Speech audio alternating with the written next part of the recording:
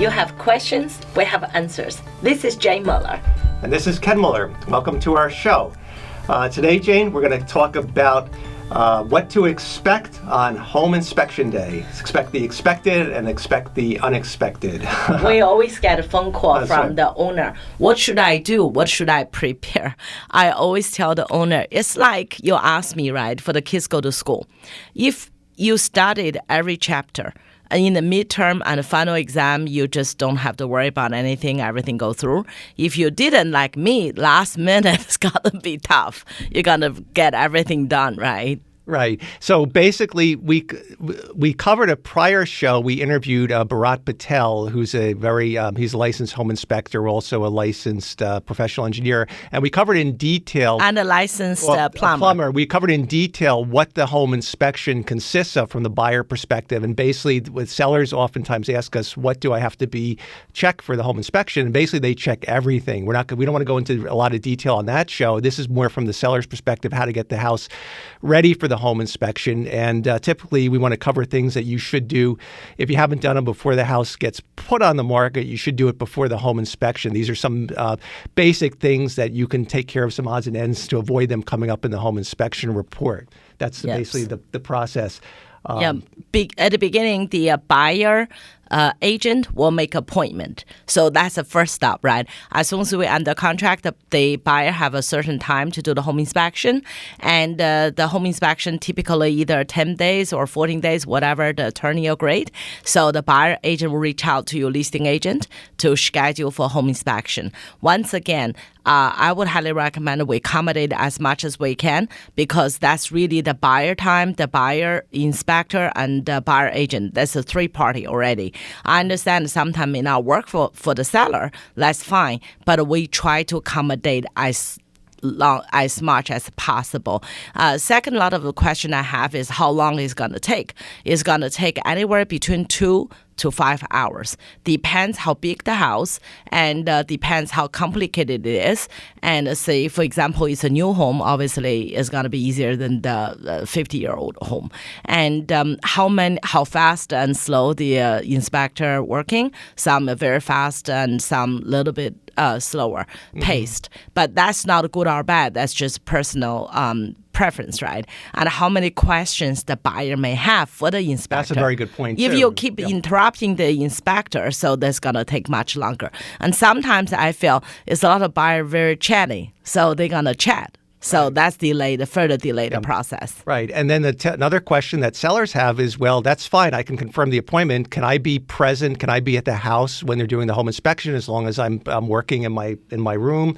And that question, typically the answer is no. Normally the buyer agent want total privacy. They don't want the seller, and nor do they want the seller agent dragging along. They want to do the home inspection in complete privacy, and that's typically, so we tell the sellers they typically should not be present at the home. Once the home inspection is done, the report will be generated, and then that will be sent to the seller's attorney, to the seller's agent, and of course the seller will get a complete copy of the report along with any of the home inspection repair requests. But in terms of the physical day of the home inspection, it's best that you allocate the time to not be in the house so that the buyer agent, and the home inspector can have a free run of the whole house. Yeah, but once again, Ken, I agree with you 100%, but it's still case by case.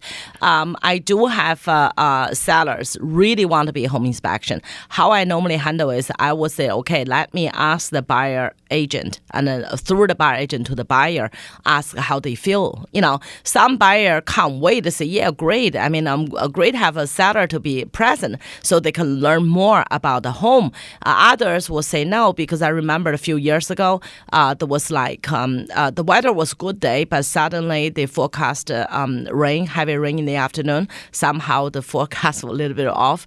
The rain, the storm came a few hours before, and we had a seller, elderly couple, 70, 80 years old. So I said to them, you don't have to go, you just stay there because it's a storm out there.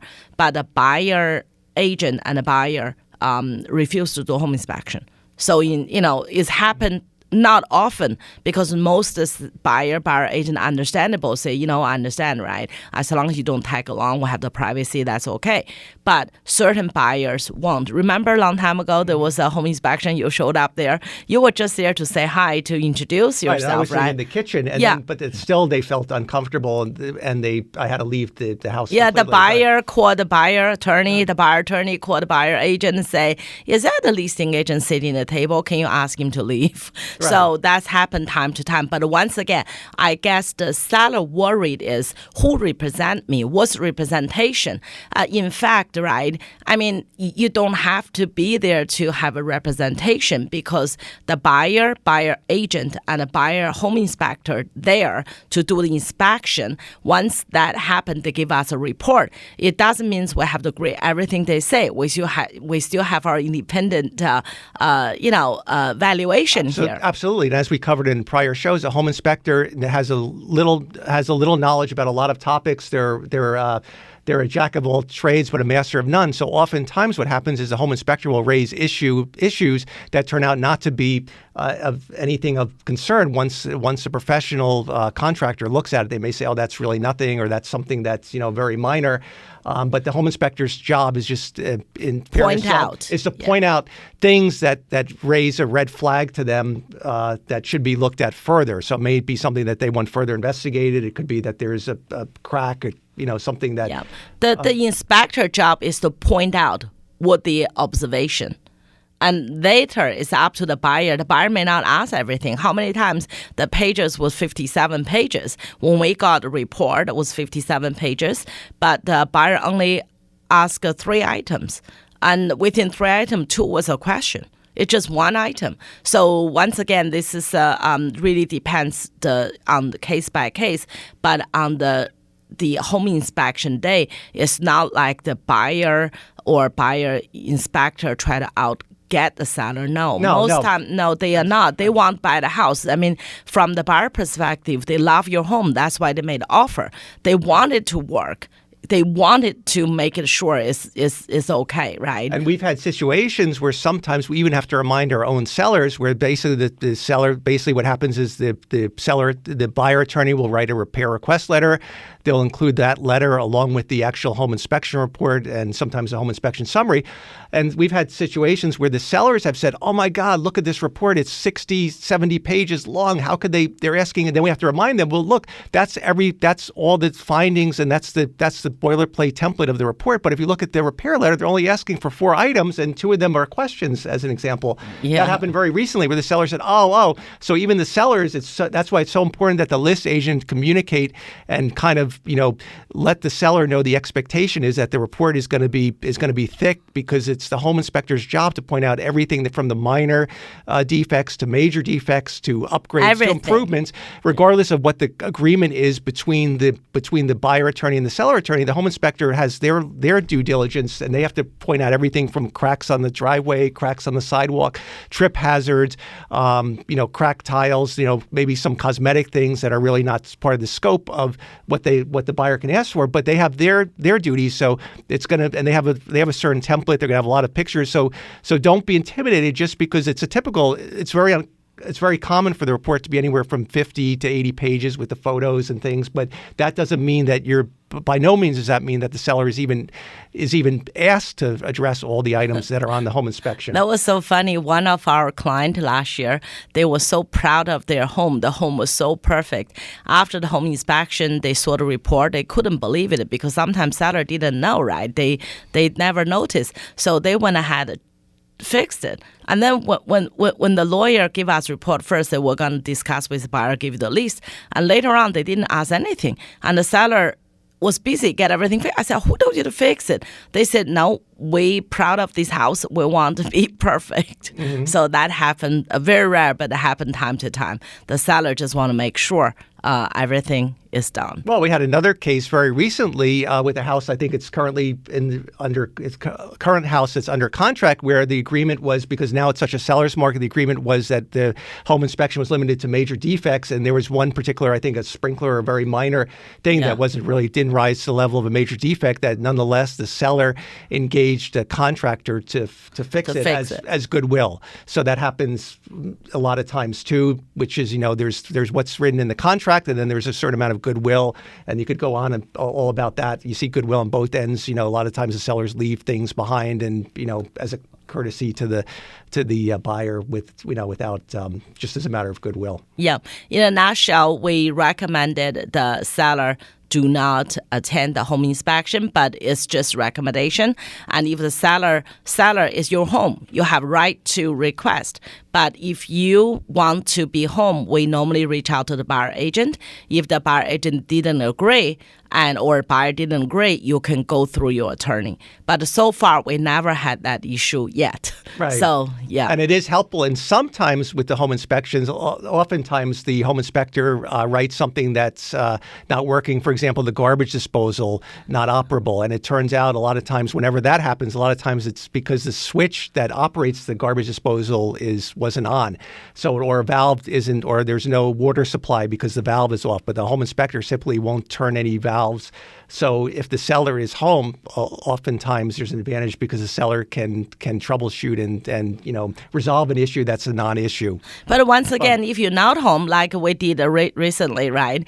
The inspector said the garbage disposal didn't work, and the owner came back, got a report, checks it worked, and then the final walkthrough. Remember, I was there, I couldn't get it work. At the end, thank God, today technology, we had a video. Mm-hmm. So I sent the owner the video. The owner said, Jane, the other way around. Oh. You put a plug in the other way. Both me and the inspector put it the other way. As soon as you put it right way, it work magically. Oh. So once again, if you're not there, you don't have to worry. Good thing you're not an engineer. Otherwise, I would not want to know. You'd be embarrassed. Yeah, that's right. Otherwise, if I'm an engineer, nobody would hire me, right? I better find another job. Right. But a lot of time, right? So mainly the seller worried if I'm not there, what could happen? I should explain.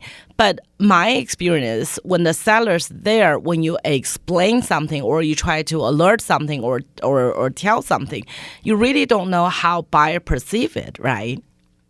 Sometimes the buyer could overanalyze it or prompt them to think more of it. It's just really, sometimes I think the less is more. Right. And also with the home inspection, now with doing your homework, we started touching on this. What are some of the things you can do to get the house ready? Of course, you're not expected to go into great detail, but certainly if you have electrical outlets with plate covers, they should all the plates should be on, the switch plate covers should be on, the outlet should have covers on them. If you have gutters that are clogged with leaves, that would be a typical finding. You should try to have your gutters clear of leaves. That should be for the showings in any event, but if you haven't gotten to it by the time the house is on the market, it's definitely going to be a home inspection finding. So certain visual things are important to do housekeeping on.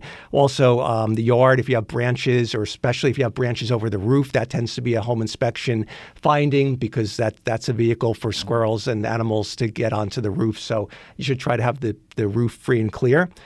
Furnace filters would be another thing that home inspectors are going to check. So if your furnace filter is dirty, it should be replaced, and that's just from good hygiene practice anyway. Yeah. Mm-hmm. All right. Why don't we take a short break, and we'll be right back. Okay, welcome back. Let's continue on with the home inspection. So again, Jane, these are certain things that the homeowners can do to get their house ready. Of course, the home inspection is going to cover in a lot more depth and detail. But also one more thing, I'm sorry to interrupt. Yeah. And I had an issue yesterday. The home inspector couldn't check the attic because they're full of stuff. Right. That's a very good point. With the attic and the garages and the basements, if there's any area that has a lot of materials, then what the home inspector will do is they're going to put a disclaimer in saying that the majority of the garage or the basement floor was inaccessible due to storage, and then typically the buyer attorney will reserve the rights at the final walkthrough. So if they find, in other words, if you've got a lot of boxes and stuff covering a section of the basement, and it turns out on moving day when you move it out, there's a crack in in the slab or in the foundation wall that was obstructed with the boxes, that's going to be a problem. I mean, it's just like it's oftentimes there's carpeted areas in bedrooms, and then when the carpeting, if it's a throw rug, when the carpeting is removed, you find out that the hardwood floor has a big stain that was covered. So basically, for the home inspection, getting the house ready, obviously you have to store your things either in the garage or the basement or the attic if need be. But you should try to keep the storage areas towards the center and leave the perimeter walls accessible, because definitely in the basement the home inspector needs to check the perimeter walls, look at the foundation walls for signs of cracks, effervescence. So it's critical they have full access to that. The garage they need to for the pest control. They need to see the wall for the pest control, right? So accessibility is a big thing. Otherwise, you could have an issue. Certainly, with the home inspection, the buyers have a right now under the contract to come back for a pre-final walkthrough and a final walkthrough. So certainly those. So if the clearer you can keep the house, the less potential issues you have down the road with coming back for something additional that the home inspector could not visually see at the time of the home inspection. Yeah. Another question I always have is what kind of things they included in the home inspection. Generally speaking, there's a standard home inspection, which is check everything, as you mentioned. And we did have the show previously with the guest speaker. If any audience want to hear the details, more than welcome to check that out. And also they including pest control. Last the lender need the certificate if they have a carbon bees or they have any termite. That's what's very important. The lender need that.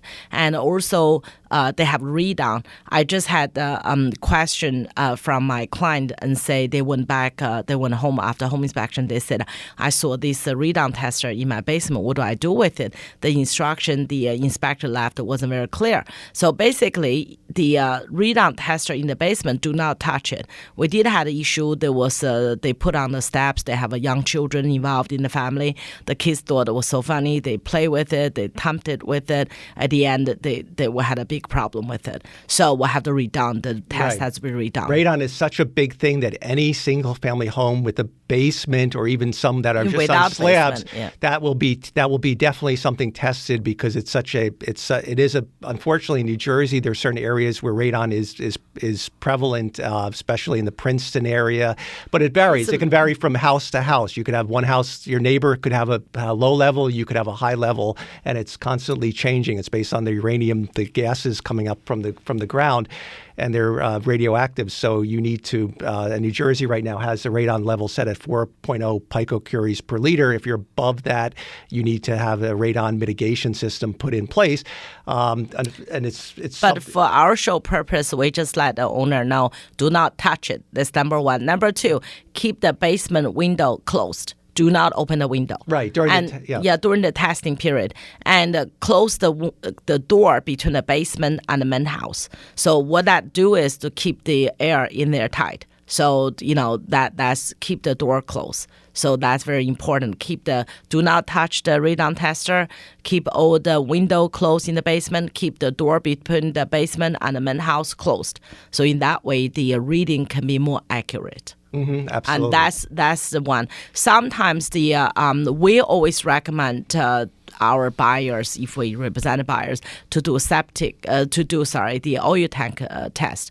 So the oil tank test is they come in with a metal detector, and I think to buy a house, that's worth to invest money to have that professionally done. So what they do is they testing whether they have oil tank, and they also have the access in the basement. They ask the access to the basement, so to check that. Oh, just one step back about the radon test. The inspector normally have to come back to the home within 3 to 5 days to retrieve the radon canister, tester. right? Yeah, they have to make appointment with the occupant, and they come back only a minute. They're just going down there, take it, and take the tester out. So that's very, very very quick appointment for the inspector.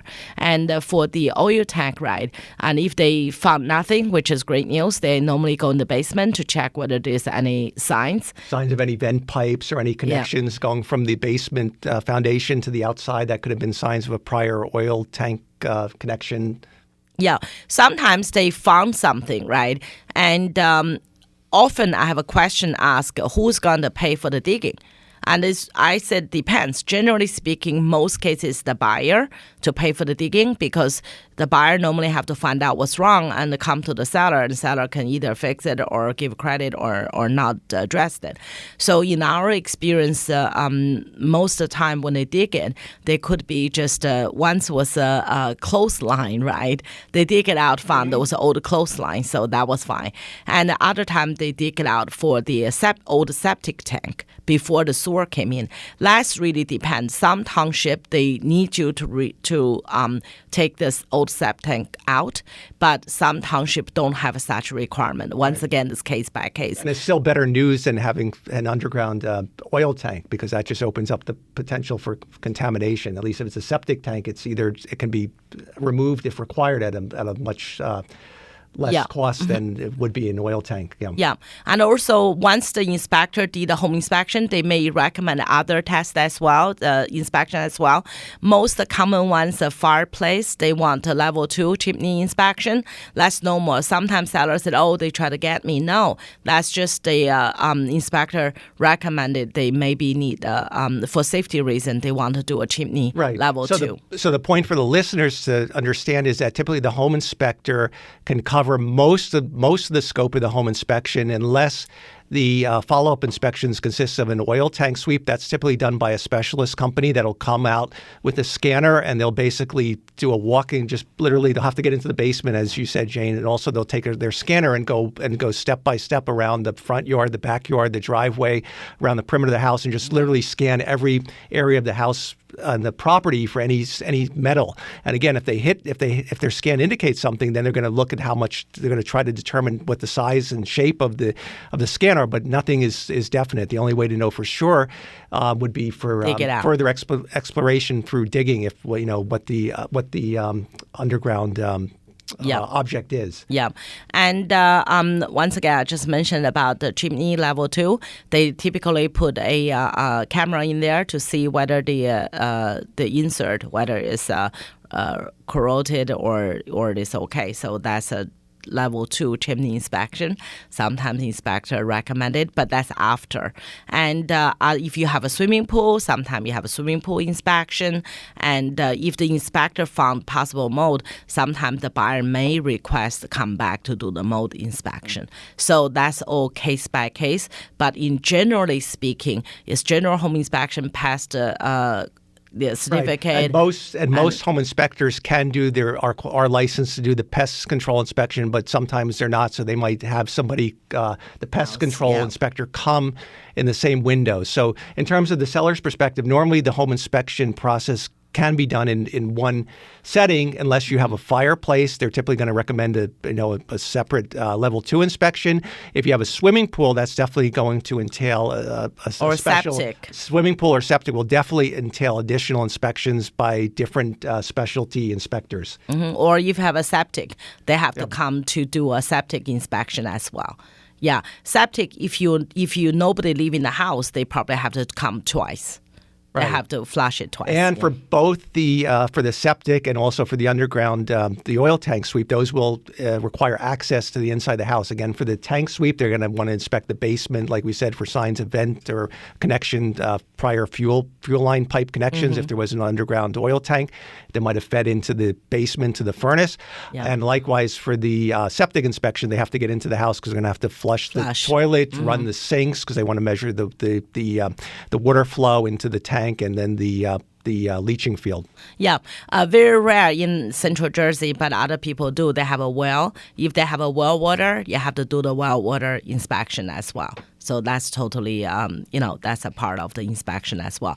But in a nutshell, they may or may not incorporate all the inspection the same day. So they could be in the matter of a few days or weeks to do it. But however, they must be perform the all inspection within the time period.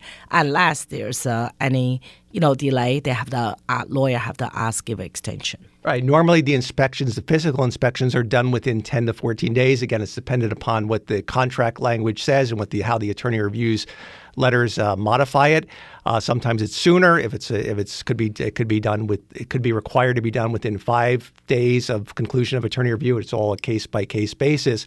So let's talk about now that we talked about the physical inspection. So typically, what happens once the home inspection is done, the inspectors, and they're pretty quick. The report could be generated. Some inspectors have the software now where they can literally generate the written report, in the field, and then email it to the buyer agent, to the buyer attorney. But typically, what's going to happen is, within a few days, the home inspection report will be given to the buyer agent, the buyer attorney, and the buyer, of course, and they all get together. And a lot of times, it all depends on the relationship that the buyer attorney and the buyer agent have. Sometimes the attorney will defer to the buyer and the buyer agent to come up with what their repair list is. Some buyers want to discuss with their attorney and rely on the attorney's advice. It's all case by case.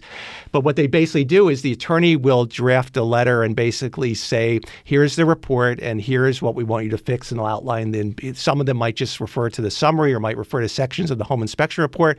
Other lawyers will elaborate and write a special letter explaining, in more detail what they want fixed. It all depends on the buyer lawyer. They all have different styles for conveying the information. But basically, like we said, the seller will eventually get a copy of the home inspection report, which again will be very voluminous, but again, you're not going to panic about that because you're mostly concerned with what the buyer attorney's repair letter requests. Yeah, and then you can just get a professional to give check it out to see, because certain area, when we had we got reports they have termite, for example. When we had the termite company came out, they said no, there wasn't active, so they just give a warranty. So no treatment is required.